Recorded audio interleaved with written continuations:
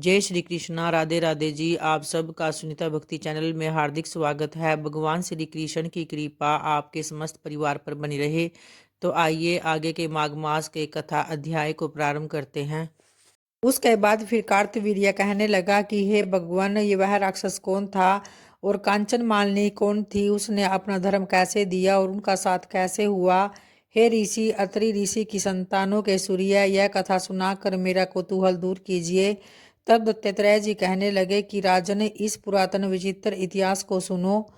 तो कांचन मालिनी नाम की एक सुंदर अप्सरा थी जो माघ मास में प्रयाग में स्नान करके कैलाश पर जा रही थी। तब उसको मार्ग में जाते हुए हिमालय के कुंज से एक गिर राक्षस ने देखा और उस सोने जैसे तेज वाली, सुंदर कटी वाली, बड़े बड़े नेत्रों वाली, चंद्रमुखी, सुंदर केस और पियन प्योदर वाली सुंदर अप्सरा को देखकर उस राक्षस ने कहा कि हे सुंदरी कमल नयनी, तुम कौन हो और कहाँ से आ रही हो? तुम्हारे वस्त्र और वेणी भीगी हुई क्यों है? तुम आकाश मार्ग से कहाँ जाती हो और किस पुण्य के प्रताप से तुम्हारा शरीर ऐसा तेजस्वी और रूप ऐसा मनोहर है? तुम्हारे गीले वस्त्र से मेरे मस्तक पर गिरे हुए एक बूंद जल से मेरे क्रूर मन को एकदम शांति प्राप्त हो गई। इसका क्या कारण है? तुम बड़ी शीलवती प्रतीत होती हो, तो इसका कारण मुझसे कहिए। अप्सरा ने कहा कि हे राक्षस, सुनो, मैं काम रूपणी अप्सरा हूँ। मैं प्रयाग में संगम में स्नान करके आ रही हूँ, इसी से मेरे वस्त्र भीगे हैं। अब कैलाश पर्वत पर जा रही हूँ जहाँ पर श्री शिव निवास करते हैं। त्रिवेणी के जल से मेरी सब क्रूरता दूर हो गई, जिसके पुण्य के प्रभाव से मैं इतनी सुंदर और पार्वती जी की प्रिय सखी हुई। जो आश्चर्य देने वाला उदाहरण मुझसे ब्रह्मा जी ने कहा था, सो सुनो। मैं कलिंग देश के राजा की वैश्य थी, रूप लावण्य और सुंदरता में अपूर्व थी। मेरी सुंदरता पर सारा नगर मोहित था और मैंने अनेक प्रकार के भोग भोगे।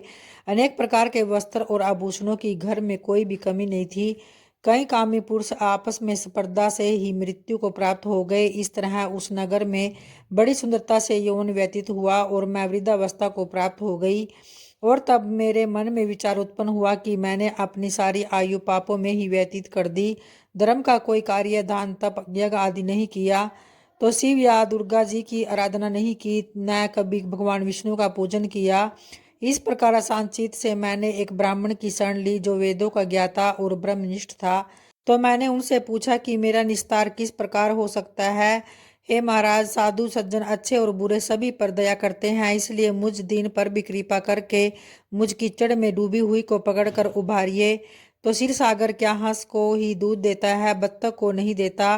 तब वह ब्राह्मण राजा का पुरोहित इन सब बातों को सुनकर मुझ पर दया करके कहने लगा कि तू ब्रह्मा के क्षेत्र में जाकर माघ मास में त्रिवेणी संगम में स्नान कर, परंतु मन में अशुभ क्रिया का विचार नहीं करना। पापों के नाश के लिए महर्षियों ने तीर्थ स्थान से अधिक और कोई प्रायश्चित नहीं बतलाया। प्रयाग में स्नान करने से तू अवश्य पवित्र होकर स्वर्ग को जाएगी। हे बामिनी, पुराने समय में गौतम ऋषि की स्त्री को देखकर इंद्र ने काम के वशीभूत होकर कपट वेश में उससे भोग किया, इसलिए ऋषि द्वारा श्राप दिया गया और उसका शरीर अत्यंत लज्जायुक्त हजारों बागों वाला हो गया। तब इंद्र नीचा मुंह करके अपने पाप कर्म की बुराई कराने लगा।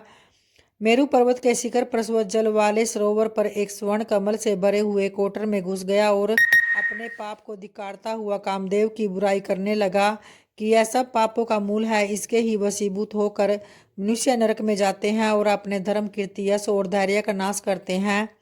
तो इंद्र ऐसा सोच रहा था, सो इंद्र के बिना सारा देवलोक शोभाहीन हो गया। तब देवता, गंधर्व, किन्नर, लोकपाल इंद्राणी के सहित बृहस्पति जी से जाकर पूछने लगे कि महाराज, इंद्र के न रहने से स्वर्ग ऐसा शोभाहीन हो गया जैसे सतपुत्र के बिना श्रेष्ठ कुल।